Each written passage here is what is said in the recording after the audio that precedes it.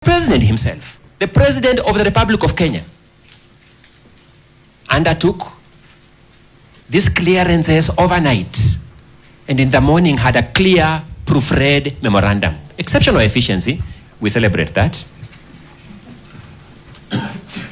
To Parliament. Then the National Assembly itself. Now this is curious. The National Assembly itself had called a sitting prior to the resolution of the Senate. The sitting was called prior to the resolution of the Senate.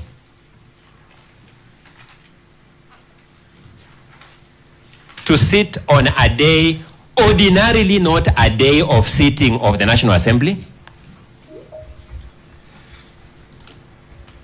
to process a resolution of Senate it had anticipated, the removal of a deputy president from office and processing clearance or approval of another deputy president.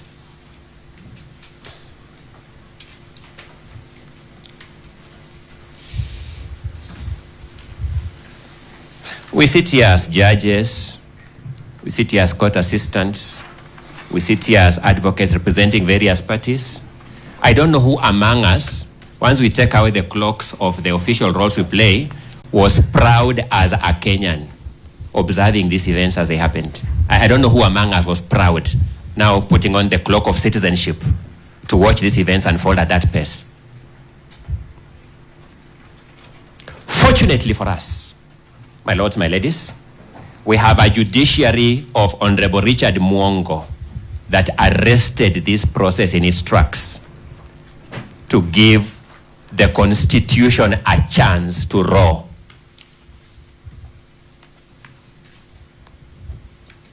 In the far corners of Kerogoya.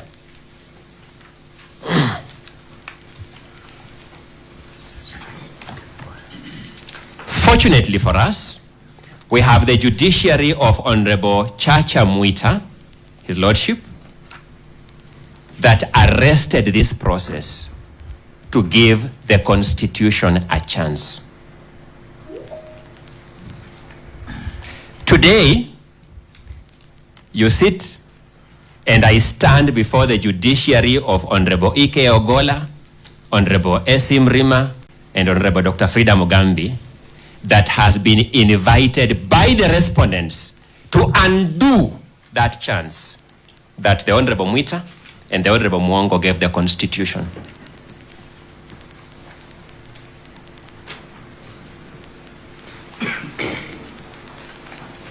We don't begrudge them for that invitation.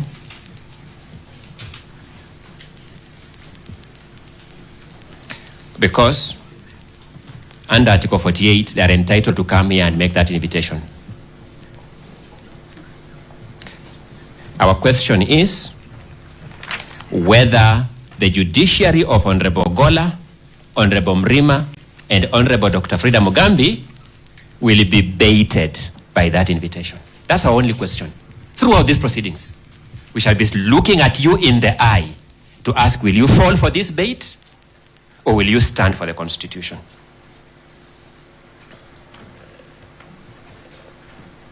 Having laid out our broad attitudinal view of this matter, allow me to address you now on the law and the jurisprudence of conservatory orders.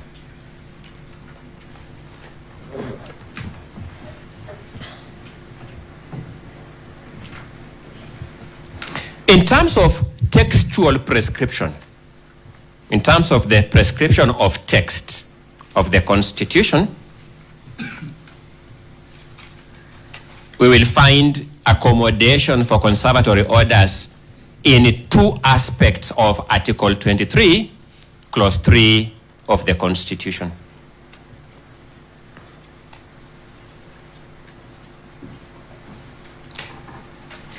Article 23, Clause 3 says, in any proceedings brought under Article 22, a court may grant appropriate relief. So we find accommodation of conservatory orders in the use of the phrase appropriate relief. Because appropriate relief is wide enough to accommodate anything under the sun that is necessary to give effect to a right, fundamental freedom, or I dare say, any other provision of the Constitution. The second accommodation is in paragraph C of clause 3 of Article 23, which says, in any proceedings brought under Article 22, a court may grant appropriate relief, including, say, a conservatory order, expressly.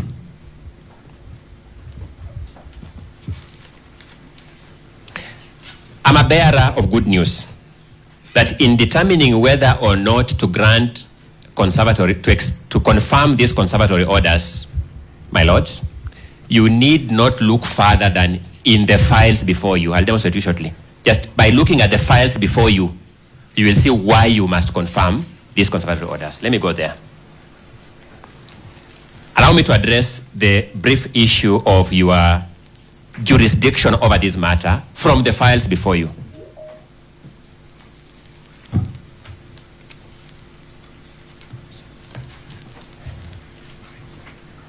I would invite you, when you retire, to look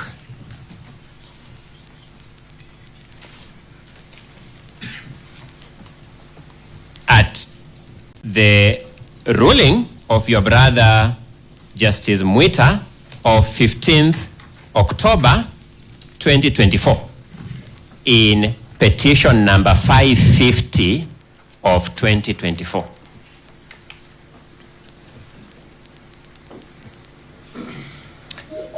When you look at that ruling, I would invite you to look at page number 7 of that ruling.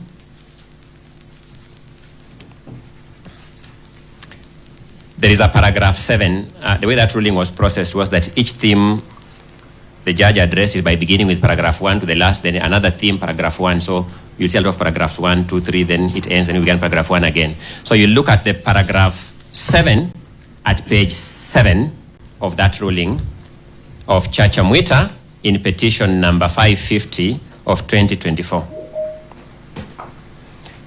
For the benefit of this court, for the benefit of everybody who is listening, Honorable Chacha Mwita said the following things at paragraph 7, that the petitioner also argues that constitutional imperatives in conducting public participation were not met. The claim falls within the scheme of Article 165(3), so that this court has jurisdiction to interrogate whether any of constitutional processes said to have been conducted under its authority met the constitutional threshold. The judge has already established that the argument on public participation raised by the petitioners falls within the jurisdiction of this court under Article 165, Clause 3.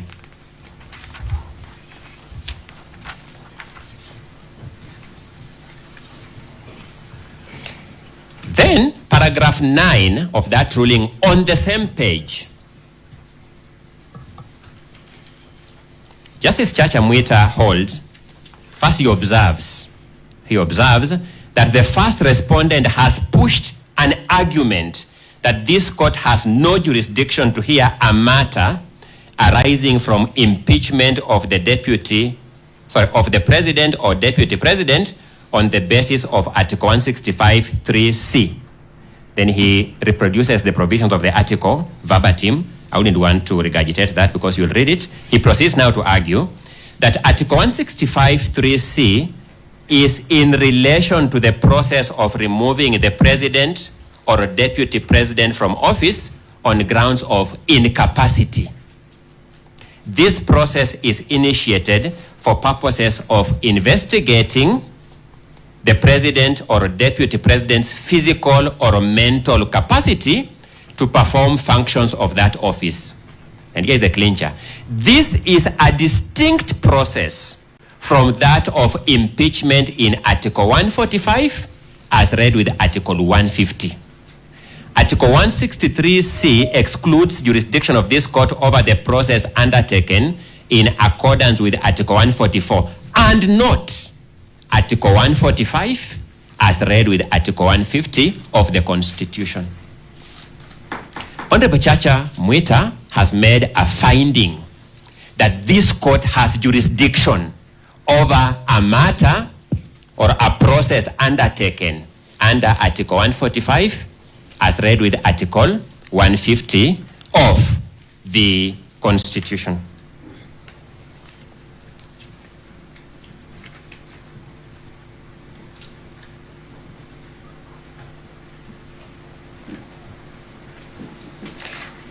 If you turn to page 9 of that same ruling,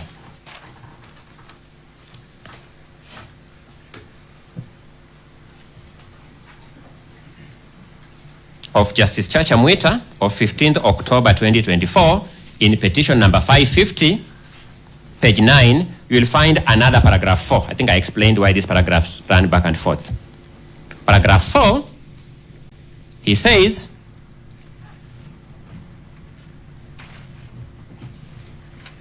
I'll read paragraph 4 and 5, so for full effect. Paragraph 4, Article 145 lays down the procedure to be followed in cases of impeachment and the timelines for doing so, including affording the person an opportunity to be heard on the charges.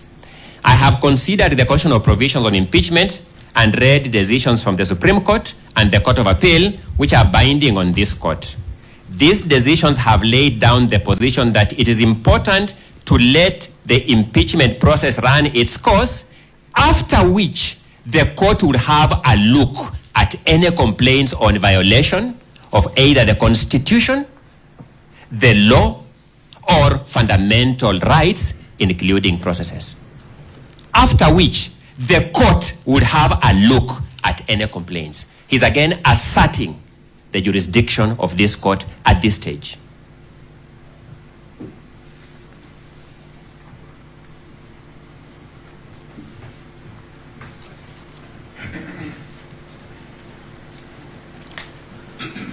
Then,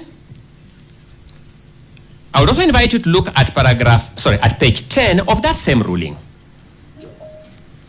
At that same ruling. And this is the clearest warning that Justice Chacha Mwita was sending to the National Executive and the National Legislative Institutions Parliament. At paragraph 9 on page 10, he observes, in other words, constitutional processes are not about dashing to the finishing line, which is what they were doing. It's not about that. They were being told what you are doing is child's play. And we are not here about child's play. We are here about the Constitution. He says they have constitutional imperatives that must be complied with. And if not, such infractions will not be out of reach of our Constitution. He completes by saying, where there is an allegation that fundamental imperatives in the Constitution have not been complied with, which is the allegation that you have before you, my lords, my lady, the affected person, my client, His Excellency Rigathi Gachagua, has recourse to court, and the court will have to determine whether the state organ complied with the Constitution or the law. Has recourse to court. I began by saying we need not look further than in the files before you to assert that these orders have been confirmed, and I'm beginning by confronting the unfortunate allegation of lack of jurisdiction that has been filed on behalf of the person who was nominated to be the deputy president and who is supposed to uphold the Constitution. At paragraph 10, he gives the most enduring philosophical statement of page 10, paragraph 10, page 10. In that respect, our Constitution offers both hope and promise. Hope that the institutions it has established will comply with its fundamental principles. We now know that that was hope against hope. And promise that the Constitution is supreme, and any act or omission in contravention of the Constitution is invalid. In other words, it does not matter how far the process may have gone, since no action is beyond the reach of our Constitution.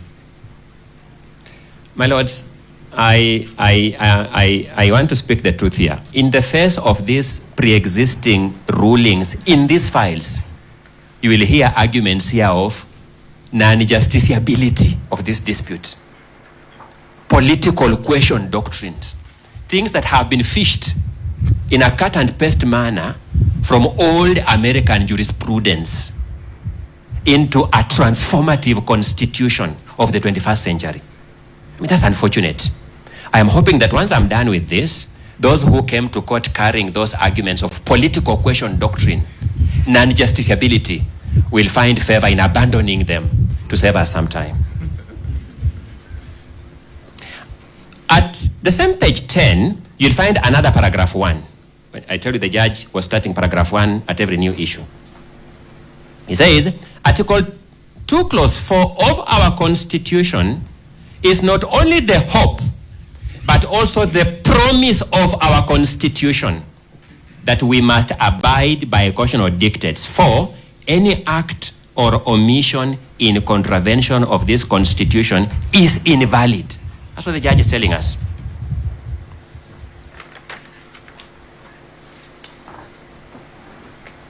When you look at the files before you, my lords, you'll also find the ruling of your brother Justice L.N. Mugambi in petition number 522 of 2024, His Excellency Rigathi Gachagua versus the Speaker of the National Assembly and others. Another file that is before you.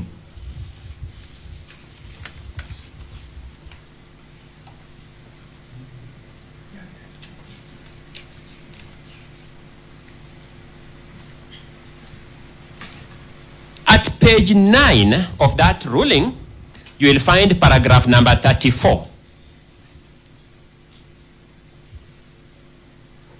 In that paragraph, the judge observes, and that was when he was delivering the ruling to send this file to the Chief Justice to empanel the three of you to sit. He says, Article 165, Clause 3, Paragraph B or D of the Constitution has been delineated by Article 165, Clause 4 as constituting areas from which substantial questions of law might arise to require composition of a bench.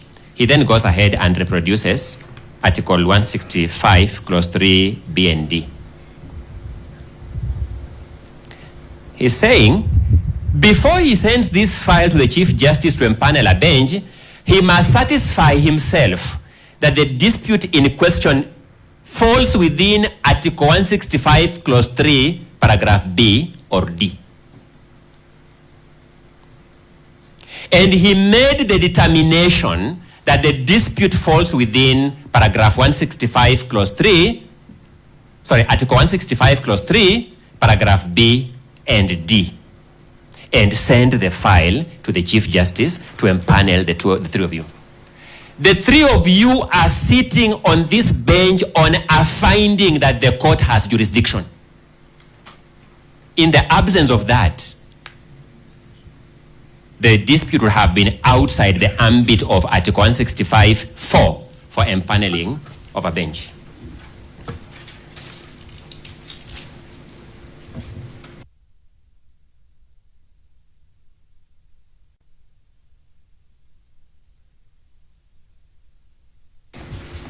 Then there is your own jurisprudence as this bench.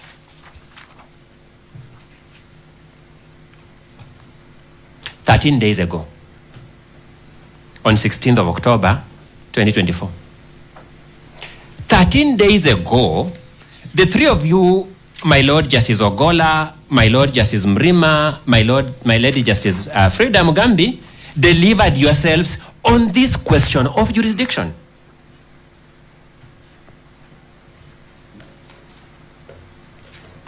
In that ruling, in petition number 522, as consolidated now with the others, in that ruling that you delivered on 16th of October, at paragraph 83, you observed that at the moment, that was at that time, this court is being called upon to anticipate the outcome of a process yet to be completed. The application at this point is premature and anticipatory. In any event, should the petitioners not succeed before the Senate, they still have an opportunity to approach the courts. The applicants cannot therefore say they have no remedy. Now, I was asking myself as I prepared, I'm imagining you now telling us, no, you have no jurisdiction. Having told us this, my lord, how will you look at each other? How will you look at us? You told us yourselves, go to Senate. Once you have finished, come here. Then we come here and you agree with my friend, Dr. Mudomi Thiankolu, these are political questions and therefore we cannot deal with them. These matters are unjusticiable. How basic decency militates against at least the three of you, saying you have no jurisdiction. I respectfully submit, my lords, my lady.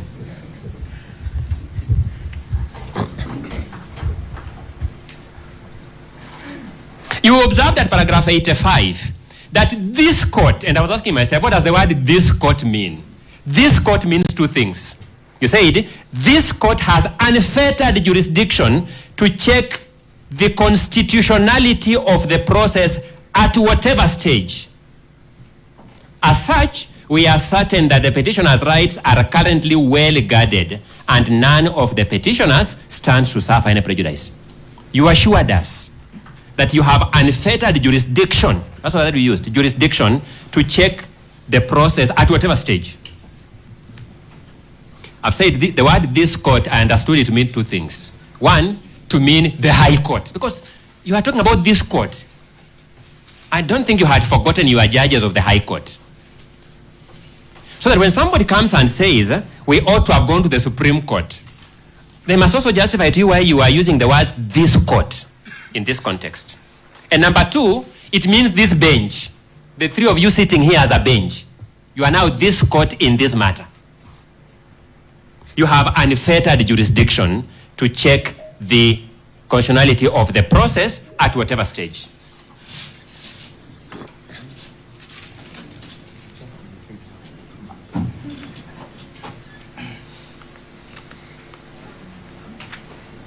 At paragraph 87, you reiterated that you are exercising judicial restraint in order to accord constitutional entities the latitude to deal with their mandates. But then you said, we however clarify that courts can and ought to readily intervene in ongoing processes before any entity in the clearest of cases where there is evidence of flagrant and gross violation of human rights and fundamental freedoms. I began by telling you, the most flagrant is the happening of 18th of October, 2024. The most undebatable. The National Assembly received a nomination of Honorable Kithure Kindiki from the President. The National Assembly had in its face Article 118 of the Constitution. In its face. I'm sure some members are sitting here of the National Assembly. They had in their face Article 118 of the Constitution. That article continued to pronounce itself because Article 259 says the law is always speaking. So this article was consistently speaking to the National Assembly. Consistently speaking that Parliament shall facilitate public participation and involvement in the legislative and other business of Parliament and its committees. The law continuously spoke. The Speaker called the House Business Committee. They met. Article 118 was speaking to that committee that you shall facilitate public participation and involvement in the legislative and other business of Parliament and its committees. That committee turned a blind ear to this speech by the Constitution. They sat in plenary. Article 118 1B was speaking that you will facilitate public participation and involvement in the legislative and other business of Parliament and its committees. The plenary turned a deaf ear. 2, this dictate. The most blatant. I want to ask how we cannot stop the confirmation, the assumption of office of Honorable Kindiki on this argument only until we argue this matter fully and settle it at the hearing of the main petition. I want to see. I'm a career learner. If you convince me, I can tell my clients they have convinced me. But I'm trying to imagine the kind of philosophy you will require to convince me. The 50 million Kenyans out there know. None of them was ever called upon to make any view, any thought on the suitability or otherwise of Honorable Kithure Kindiki to be the Deputy President of Kenya. They know.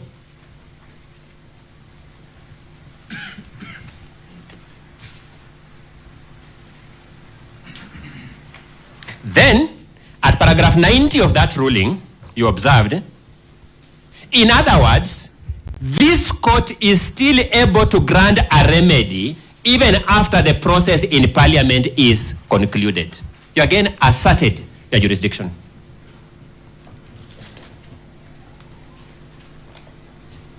I want to conclude this aspect of my submissions, my lords, my ladies, by pointing out that it's a high time that we laughed out of this court anyone who questions the jurisdiction of this court in this matter in view of all these prior rulings in the files before you.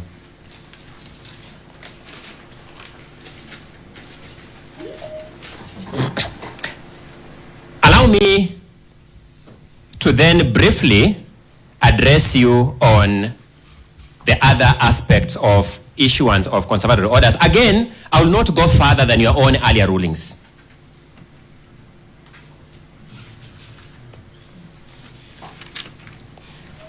In your ruling of 16th October 2024, at paragraphs 62 to 71, you pronounced yourselves on the principles that govern grant of conservatory orders.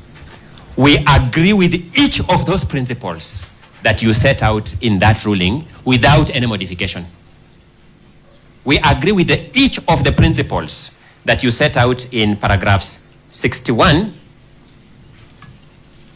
sorry, my apologies, 62 all the way to 71.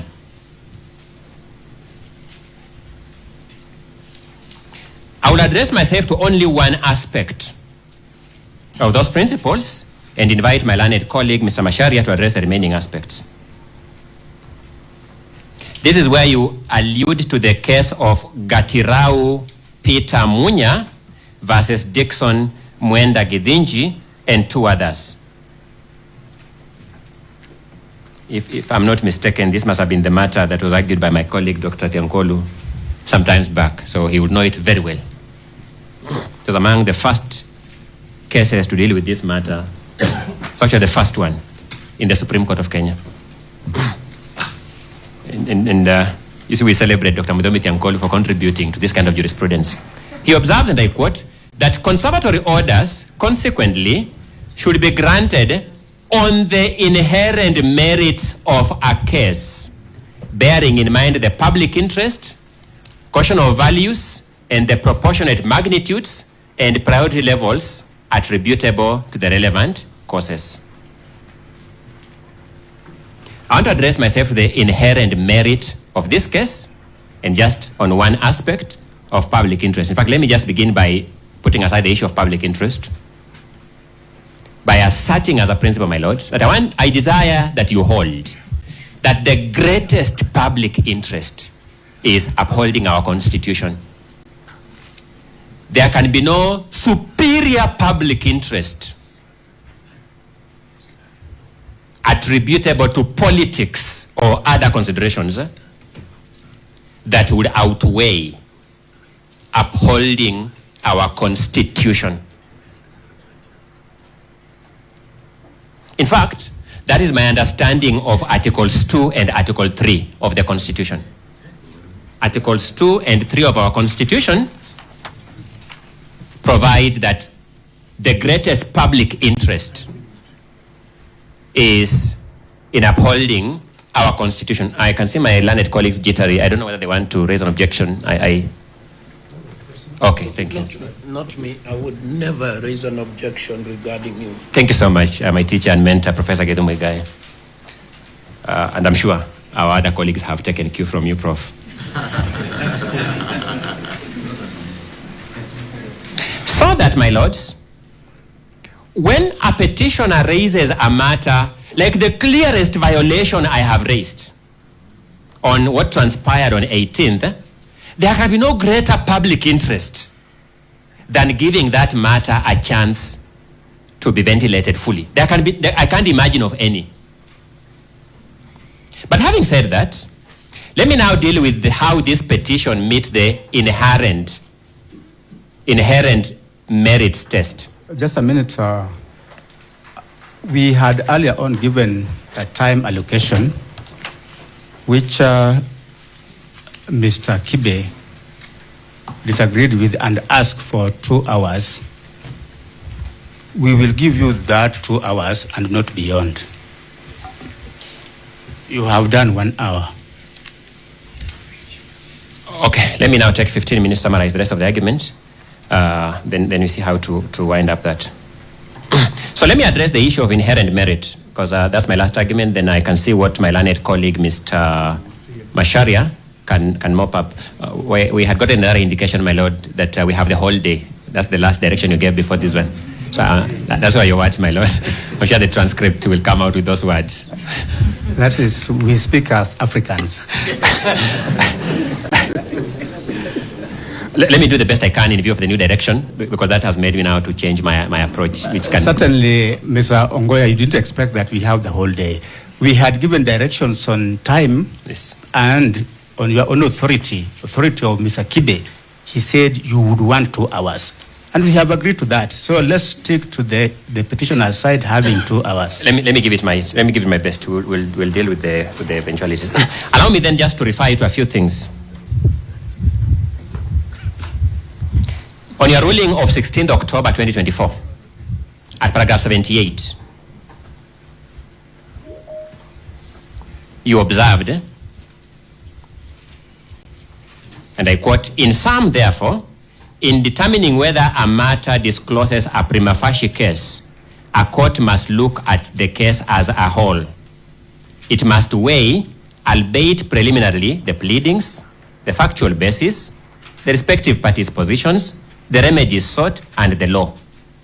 In so doing, a court must be guided by Article 22, Clause 1, and Article 258, Clause 1 of the Constitution, which provisions are on the right to institute court proceedings whenever a right or fundamental freedom in the Bill of Rights has been denied, violated or infringed, or is threatened, or when the Constitution has been contravened or is threatened with contravention." Then you at paragraph 79, you observe, "Applying the above in this matter, petition 522 that is before you now, without much ado, we are satisfied that the consolidated petitions raise constitutional issues that require further judicial consideration."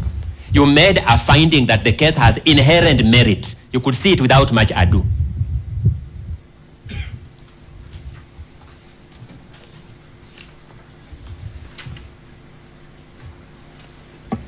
At paragraph 93 of that ruling of 16th of October, you observed that we have no doubt in our mind, your mind was clear, my lords, that this matter raises issues of immense public interest. A matter that raises issues of immense public interest, we argue, is a matter that is infused with inherent merit. When you consider the ruling of your brother, Justice Chacha Mwita,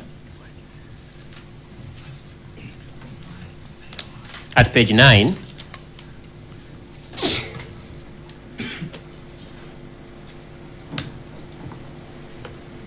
paragraph 3, in petition number 550, which is now before you,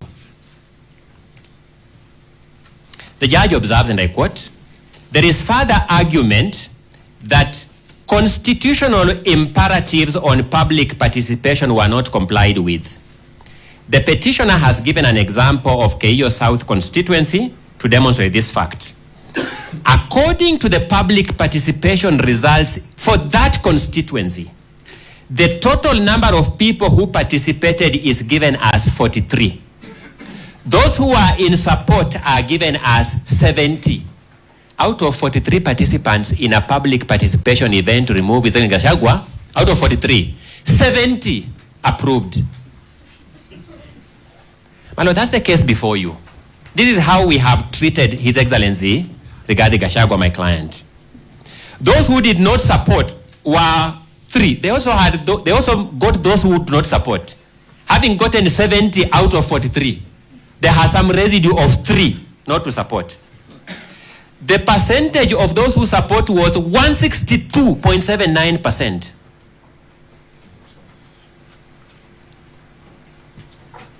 We used to distinguish law and mathematics by saying that mathematics gives us instruments of mathematical precision. I don't know what the National Assembly will do with this mathematics, but this is curious mathematics. The judge then observes, it is implausible that an attendance of 43 people would produce 70 people in support and 3 in opposition. I submit that there was no remedial measure to this blatant failure by the Senate. There was no remedial measure.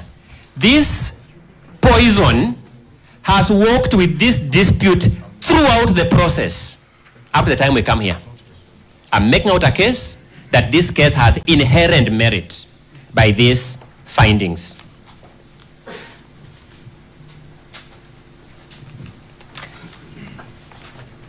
At page 11,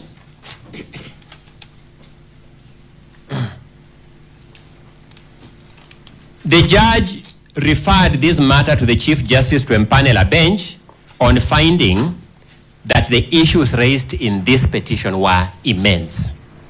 Again, that speaks to the inherent merit.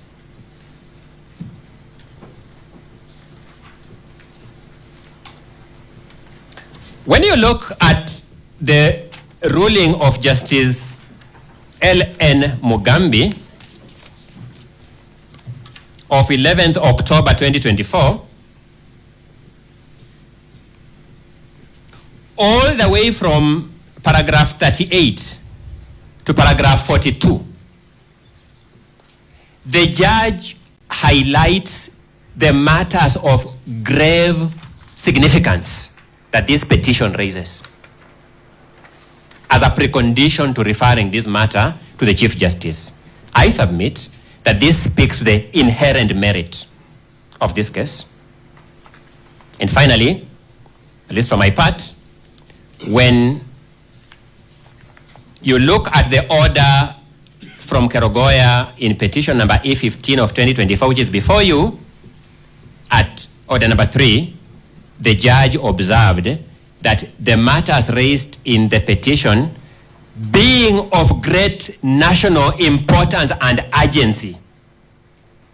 He then referred the file to the Chief Justice. And I have 2 observations to make here. The finding that the matter was of great national importance and urgency speaks to the inherent merit of this case.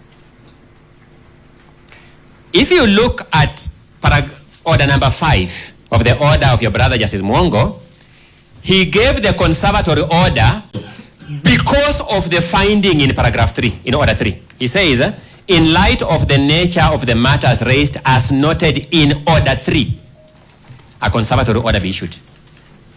I want to submit to the nature of those matters has never changed. For you to vacate this order, you must convince yourselves, convince us, and convince the entire Republic of Kenya that the nature of these matters has changed.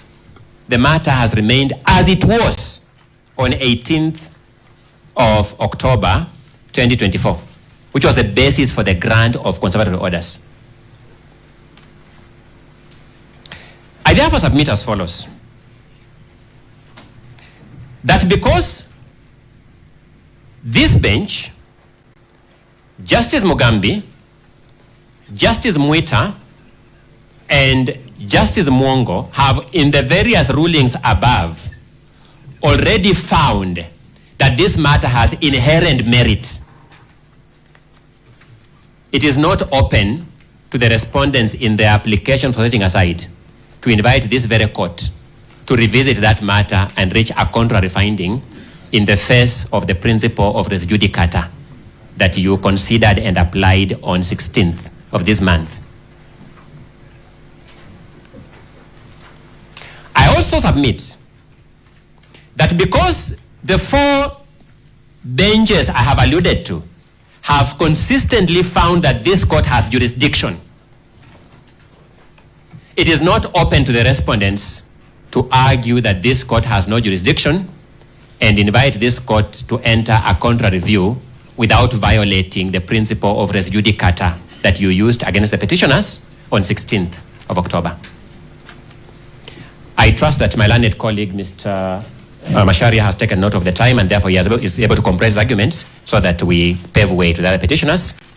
I urge that you grant the conservatory orders in petition number 565 of 2024 and in petition number 15 of 2024 at Kerogoya to preserve the subject matter and to give these parties a chance to ventilate themselves on the merits in the main petition. Over to Mr. Macharia.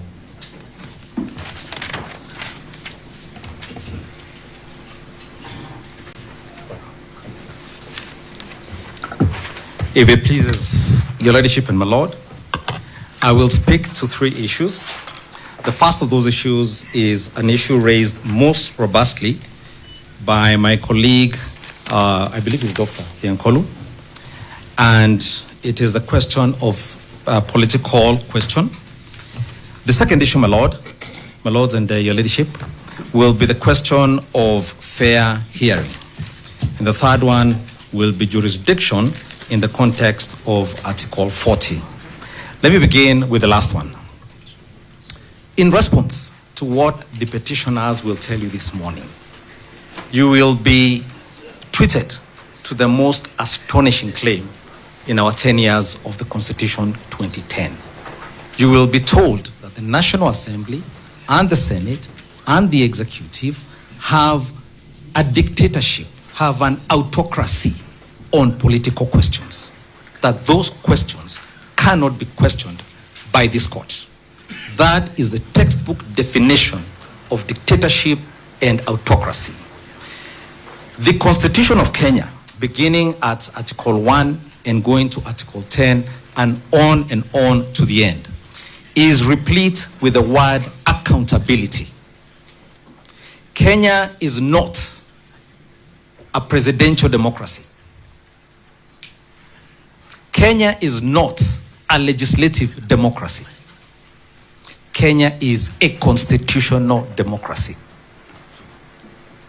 When we gave ourselves this constitution in 2010, we introduced into it a concept known as limited government. And what that concept means is that those who are accorded powers under the constitution can only exercise those powers within the four corners of the power granted to them. That is number one. And that number two, on account of Articles 1, Article 2, and 3, all those decisions are amenable to judicial review for purposes of confirming compliance with the Constitution. My good friend, Mr. Dr. Fiankolu and his colleagues have in their submission cited to you a case which they have extracted from the Sonko, allow me to call it that, the Sonko Supreme Court decision. They tell you that on the basis of a decision called Nixon versus the United States, you have no jurisdiction on account of the political question doctrine. But what they've done actually is that they cut out the passages and left out the decision that the court actually made. This is what you will find at paragraph 113 of the Supreme Court decision. And so far, it's the only, I think, full decision by the Supreme Court on the question of impeachments. Full decision after an impeachment. This is what they say. In that sense, and and this is now a continuation from where the respondents here have cited in their submissions. In that sense, and in the exercise of these wide political powers, both the County Assembly and the Senate cannot act outside the confines of the Constitution. So that's the first point. The Senate and the National Assembly, even while acting politically, cannot act outside the confines of the Constitution and the law. That's number one. And they then say, and this is where you draw your jurisdiction from, for to do so would invariably invite the court's intervention, which is what we're asking you to do here today. They then cite the case of Nixon, which itself stated that there must be judicial review when state organs or state bodies misbehave. But this is what the court says. Courts are thus permitted to intervene where matters of constitutional violations arise. And that's not the only one, of course. We've cited before you other cases, including the Wambora decisions, where the court, both the Court of Appeal, went to great lengths to explain where you draw your jurisdiction from. So I believe the Supreme Court decision in the Sonko case should put to rest the question as to whether you have jurisdiction even on political questions. The respondents then make another submission. This is that this court lacks jurisdiction because jurisdiction to interrogate the presidency and its appointments or elections lies exclusively within the Supreme Court of Kenya. They don't say so explicitly, but they say so by way of example. And they tell you that under Article 164, I believe it is, Article 163, Sub-Article 3A, the exclusive original jurisdiction to hear and determine disputes relating to the elections to the office of the president arising under Article 140. It's important to linger on every of those words. The exclusive jurisdiction is limited to elections, number one, arising under Article 140. And there's a reason it's worded this way, and here's the reason. Now, not every election is a presidential election. Now, under the definitions set out under the Elections Act, the Elections Act is itself a statute promulgated by Parliament under the provisions of Article 82 of the Constitution of Kenya. It recognizes only three types of presidential elections. The first is Article 136. It is that election that leads and that has the qualifications and the mechanism for it under Article 138 that then leads to a petition in the Supreme Court of Kenya under Article 140. There is then another election under Article 139, sub-Article 1B, and you'll find this in the definitions of the Elections Act. And the third presidential election understood is Article 146, sub-Article 2B. A replacement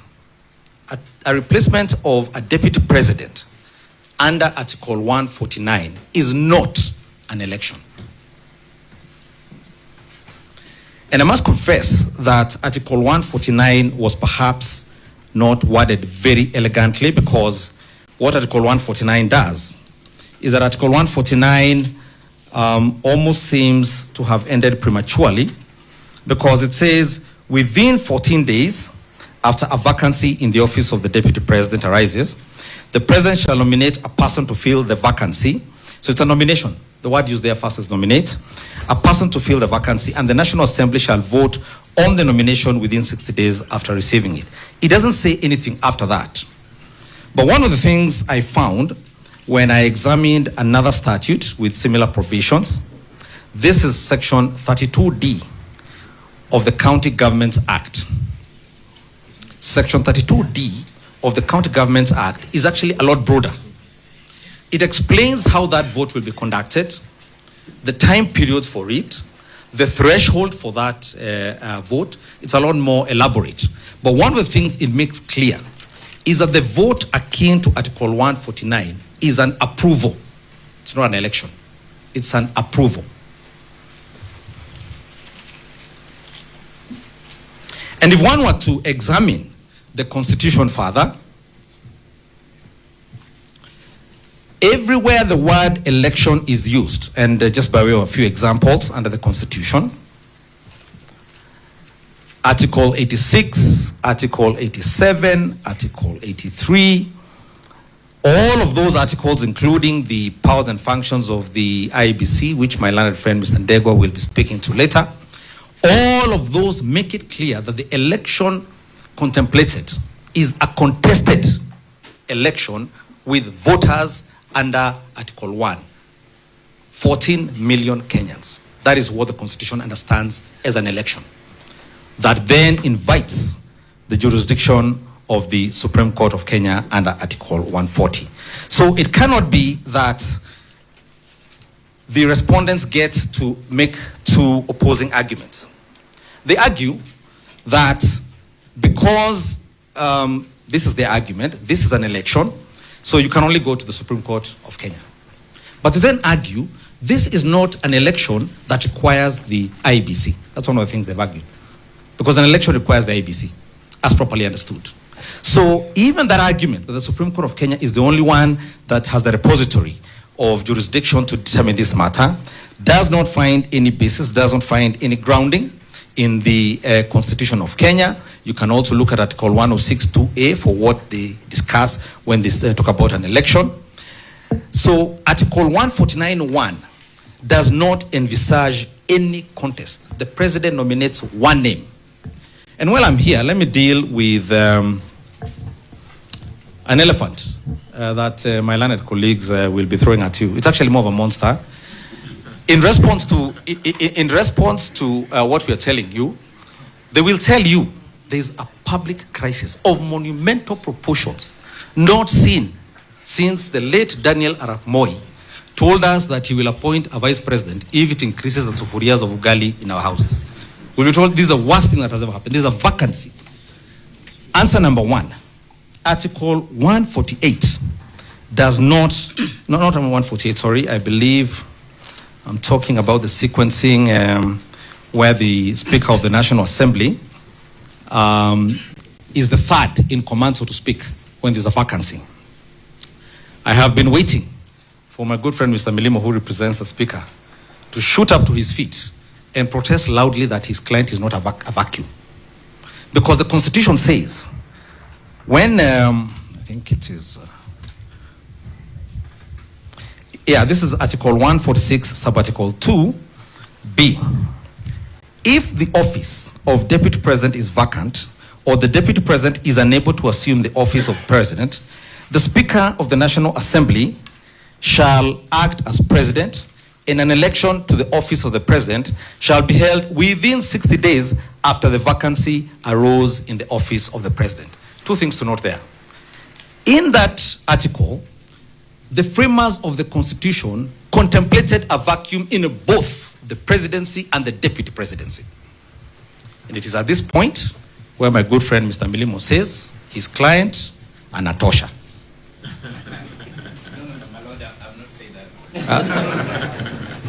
Maybe you'll say it. I am almost certain in the event that my good friend Mr. Kamodo described here a few days ago, when he said the president might go to where people don't come back from, that we will all say Wetana Tosha. He did. The record says so. Yeah, but we understood him. He was not wishing ill. So that's the first thing.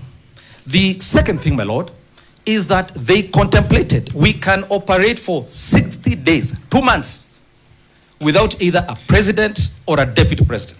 The world will not collapse. Kenyans made adequate arrangements for the caretaker, while those two are not with us.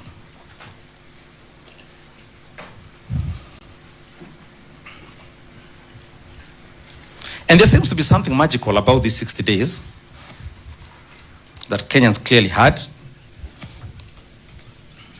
Because under Article 149(1), when the deputy president is impeached or there is incapacity, the president has 14 days to nominate a candidate to the National Assembly. That is number one. And because it is not obvious or it is not a matter of course that the National Assembly will approve that candidate. It must be contemplated that the National Assembly can refuse to vote for that candidate. So those 14 days can be repeated, which is what the Constitution says. If Parliament rejects the first candidate, the process is repeated again. And the Constitution seems to contemplate can be repeated almost indefinitely until the President comes up with a name that is acceptable. So that is number one. And there's no crisis. The world will not end as Parliament rejects those candidates. So that's number one. But the President having nominated a candidate, the National Assembly itself has then another 60 days. So we can again operate as a country for 60 days without a deputy president.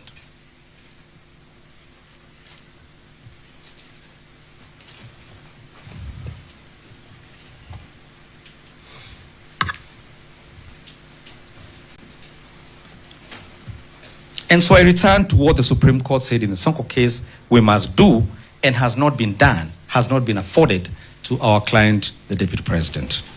This is what the court says. This is the Supreme Court again at Article 114. And it's interesting because what had happened in the Sonko case, the court actually found that Sonko was not properly before it. But they then said they converted the proceedings into an advisory opinion. So they're actually giving this as a template for courts such as this honorable court to follow. Article 114, paragraph 114. To the question whether due process was followed in the removal of the appellant, the Audi Alteram Partem rule requires that those who are likely to be directly affected by the outcome of a decision should be given prior notification of the action. So they give a whole list of what must be done. Prior notification of the action proposed to be taken, of the time and place of any hearing that is to be conducted, and of the charge or case they will be called upon to meet. They must be given an opportunity to be heard. Now, it is not a matter in dispute that on the night the Senate, I and my colleagues on both sides were present in the Senate, our client was taken ill. I have subsequently read in the newspapers he had a broken heart for good reason. So he is taken ill, and the Senate then takes a vote. And this was important because the Senate had 2 days left, even in their own self-prescribed time limits. They voted, and this was not an electronic vote. They voted on acclamation to reject a motion to extend time for the Deputy President to appear My in Lord, court. if I may, I am compelled to interrupt.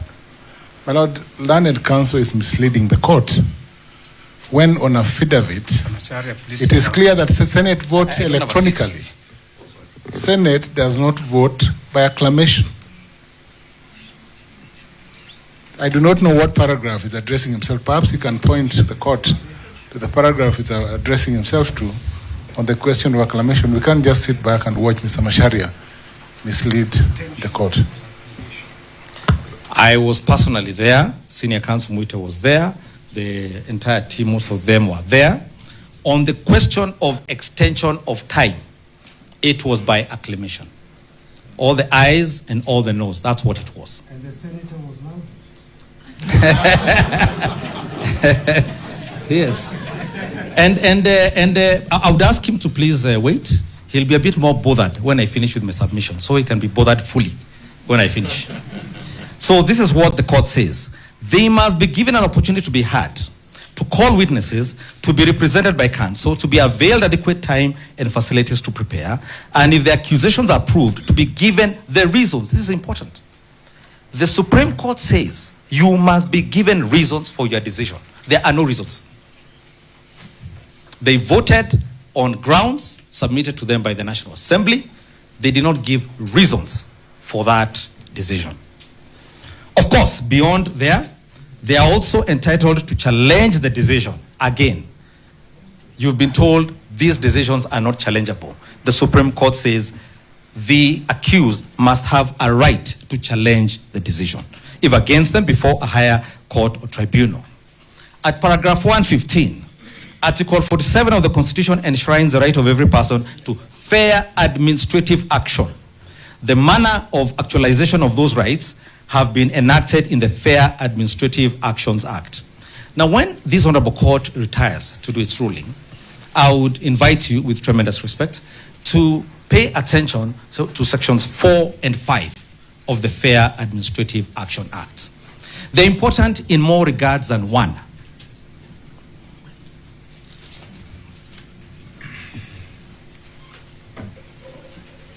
Senior Counsel Paul Mwite has alluded to the question of public participation, and so will some of my colleagues who will come after me. When the National Assembly conducted what it called public participation, it did not avail to the public the response by the Deputy President. What they did is prepare a charge sheet, a copy of which you will find as Annexure 8 of our affidavit in support of the petition, which for ease of reference is at page 498. That charge sheet asks 3 questions. It first sets out the 10 grounds that the motion promoter had set out, and then asks people, do you agree that the Deputy President should be impeached on these grounds? Do you not agree? And then there was a third one, other. That was it. They were not told what his response was, nor was he given an opportunity prior to this process. Because the only way, and you'll find that this is one of the things the Supreme Court says under the Article 47 and Fair Administrative Action Act, the participants in this public participation must know both sides of the story to make an informed decision as the people who voted in this man.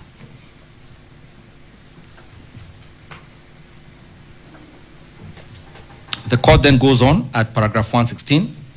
In the process of removal of a county governor, and for this case, the Deputy President, the right to fair administrative action under Article 47 and the right to fair hearing under Article 50 of the Constitution all accrue, and I'm paraphrasing here, to the Deputy President before a decision to remove him or her from office is reached.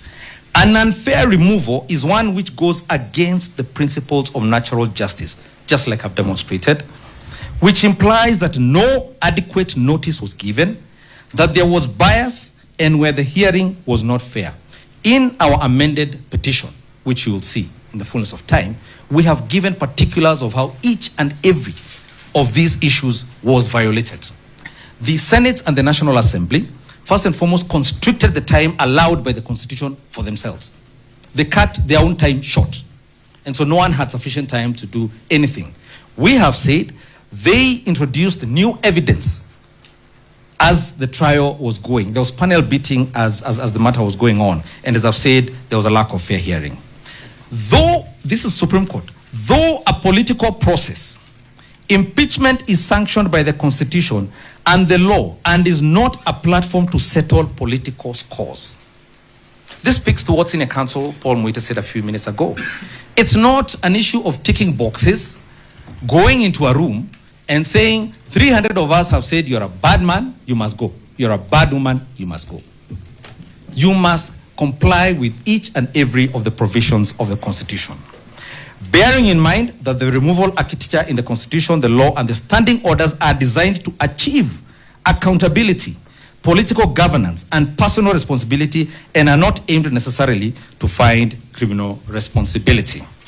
On the question of natural justice, this is what, this was a decision by, I believe, your brother, Justice Odunga. It's in our list. This is miscellaneous civil application number 266 of 2017. He cites at paragraph 69 a case, I believe, from Uganda. It is a cardinal rule of natural justice that no one should be condemned unheard. Natural justice is not a creature of humankind. They're asking you to take away a creature, and let me read to you what it says. It was ordained by the divine hand of the Lord God. What God has given us, do not allow these respondents to take away from the Deputy President. And that any law that contravenes or offends against any of the rules of natural justice is null and void and of no effect. The rule, as captured in the Latin phrase audi alteram partem, literally translates into hear the parties in turn, and has been appropriately paraphrased as do not condemn anyone unheard. That is what the Senate did to the deputy president. You cannot allow their resolution to stand.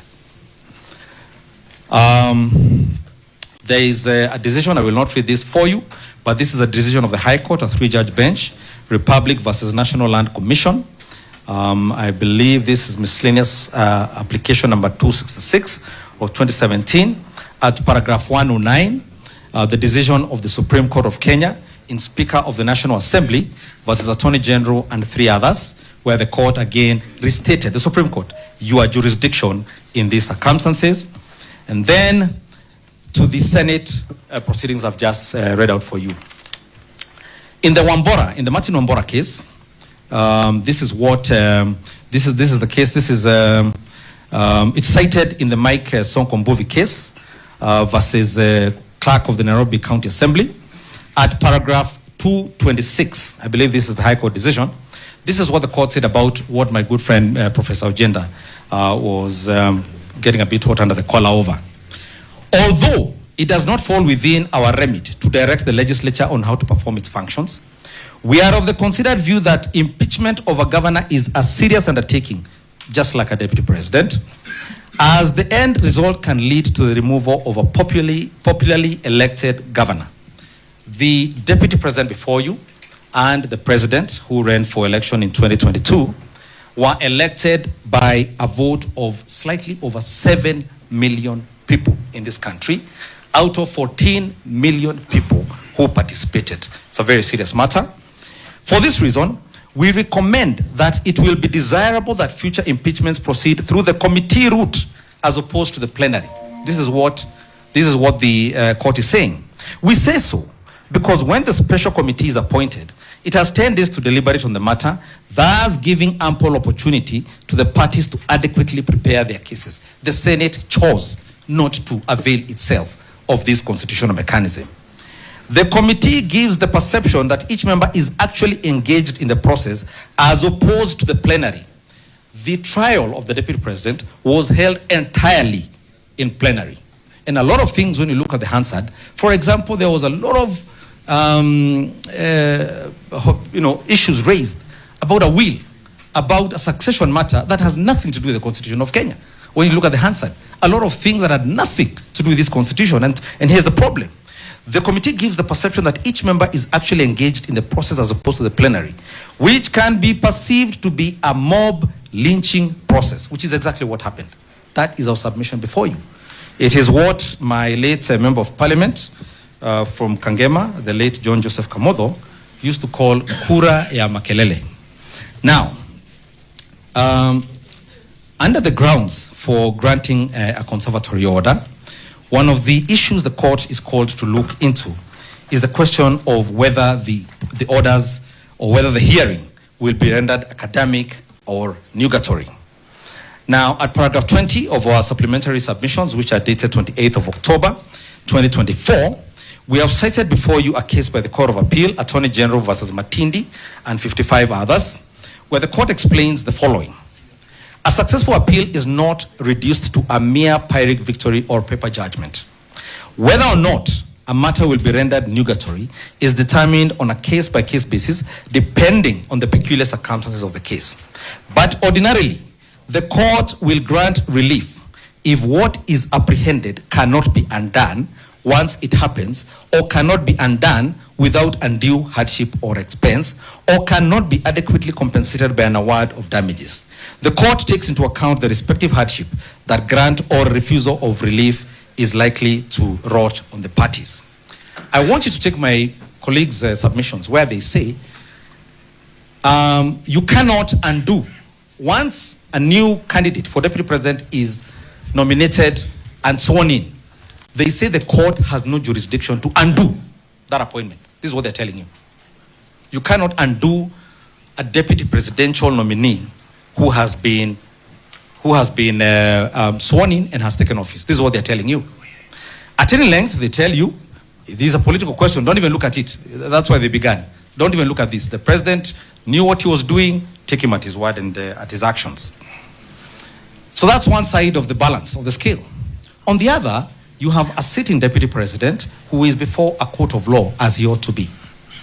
If, in the unlikely event, his petition were to fail, all he does is go back home and we swear in the new one once the petition is dismissed.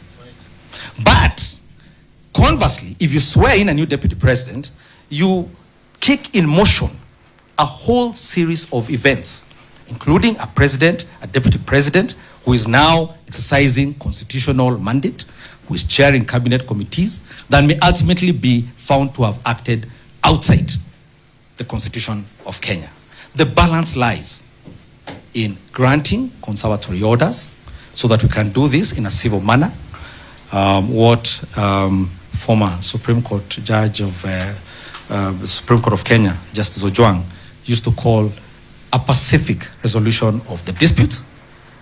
As I said, the Constitution has given ample time for all of us to interrogate these questions. 60 days is the magic figure the Constitution gave us.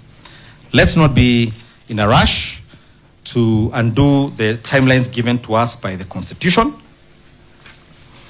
And finally, the decision of, I believe, Gachagua Munya, the question of the public funds that are expended, swearing in a new deputy president, getting him a whole fleet of cars and workers, and the trappings of power, and as is the custom, perhaps even doing the road to his village home, all these sort of things. So let's hold our hands until we can determine whether the process that led us to this day was done constitutionally. That is the Peter Gachagua Munya decision. My lords and your ladyship, the decision you make in this matter will echo in eternity. It will be a turning point as to whether we continue being a constitutional democracy or a dictatorship and an autocracy. I beseech you, do not let us go down the path of autocracy and dictatorship. Thank you for the privilege of your attention and your time. Unless you have any questions for me, I'll hand over to one of my colleagues. Thank you. Thank you.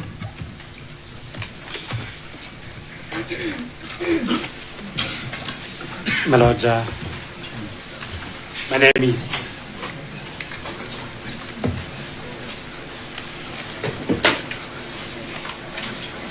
My Lord, my name is Kibe Mungai.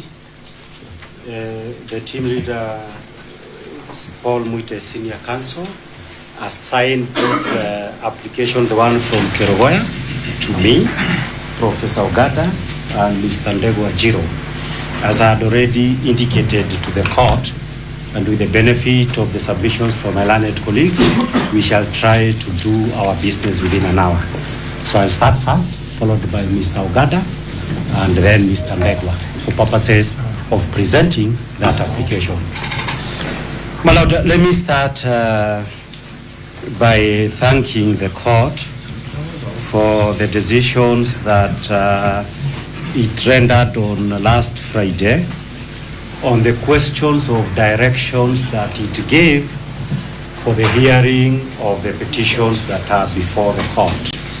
My Lord, I confirm that the process of amending the various petitions is ongoing and will be filed in accordance with the timelines fixed by the court. My Lord, going by the timelines that you gave, it is also my pleasure and appreciation, and that is in ensuring with the compliance with the Mutunga rules, that it is possible for your lordships to ensure that in the same way